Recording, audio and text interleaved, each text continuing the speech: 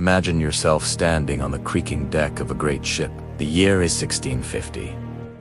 The only world you know is this floating fortress of timber and rope. The air is thick with the smell of tar, salt, and damp wood. This is not a pleasure cruise. This is your life, a relentless battle against the vast, unforgiving ocean. Welcome aboard a 17th century sailing ship. Your journey into the past begins now. This wooden world is a marvel of its time, a complex machine powered by wind and human muscle. Every inch of space is used. Below deck, it's a labyrinth of cargo, supplies, and sleeping quarters. Hammocks are strung side by side, so close you can feel the warmth of the man next to you. Privacy is a forgotten luxury. The constant rocking of the ship, the groan of the timbers, the shouts of the bosun, these are the sounds of your world, a symphony of survival that never ceases. Day or night, life is lived in a perpetual state of motion, a dance with the waves that dictates every moment of your existence. You are one of 100 souls, crammed into a vessel that is both your home and your prison, adrift on an endless sea. Let's talk about food, or what pasas. For it, the centerpiece of your diet is salt beef and hardtack. The beef is so saturated with salt for preservation that it's nearly as hard as wood. You have to soak it for hours just to make it chewable, and even then it's a workout for your jaw.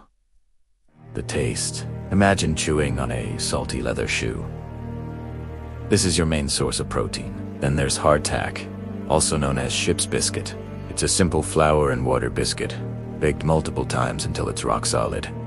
This hardness is intentional. It keeps the biscuit from spoiling, but it also makes it a prime target for weevils. You learn to tap your biscuit on the table before each bite to knock out the insects. Some sailors joke that the weevils add a bit of extra protein. You wash it all down with stale water stored in wooden casks, which often turns green with algae, or, more likely, with a daily ration of beer or grog. Fresh food is a distant memory, a luxury that vanishes within the first week at sea. Life at sea is governed by iron discipline. The captain's word is law, and any disobedience is met with swift and harsh punishment. The code of the sea is absolute.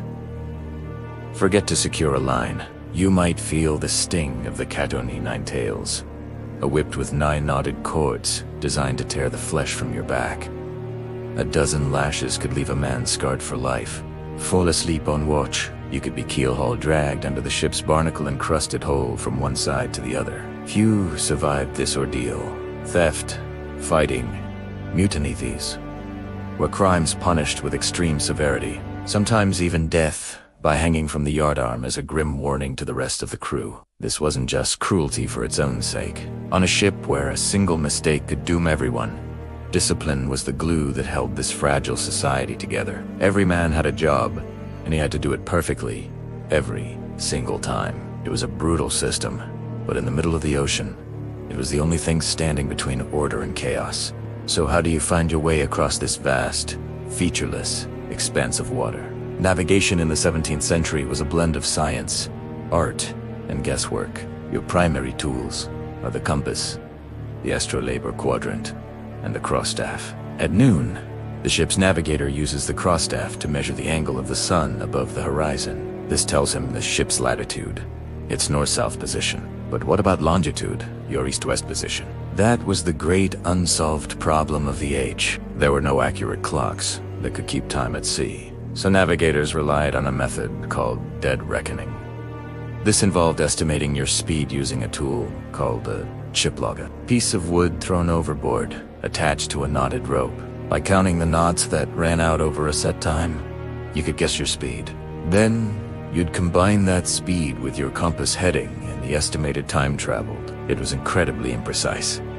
Currents, winds, and human error could throw you off by hundreds of miles. You relied on charts, which were often inaccurate, and the hard-earned experience of the captain. Every day was a step into the unknown, trusting your life to these rudimentary calculations and a prayer that land would appear where the charts said it would. Survival was a daily struggle against forces both seen and unseen. Storms could appear on the horizon with terrifying speed, turning the sky black and the sea into a churning monster. All hands on deck would be the cry. You'd scramble up the rigging, high above the crashing waves, your fingers numb with cold, trying to reef the sails before the wind tore them to shreds. A single misstep meant a fatal plunge into the raging water below, but the more insidious enemy was the one you couldn't see. Scurvy. This mysterious disease would set in after months without fresh fruit or vegetables. Your gums would swell and bleed, your teeth would loosen, old wounds would reopen, and your body would slowly fall apart. It was a slow, agonizing death that claimed more sailors than storms and battles combined. And then there was the solitude. Weeks, sometimes months, would pass without sight of another ship or land. The endless blue horizon could play tricks on the mind, leading to a profound sense of isolation and madness. You were utterly alone, a tiny speck of humanity in a world of water, fighting for your life against the elements, against disease, and against the despair that lurked in the quiet moments between the storms. Yet, despite the hardship, the brutality, and the constant threat of death, these voyages forged a legacy that shaped our modern world.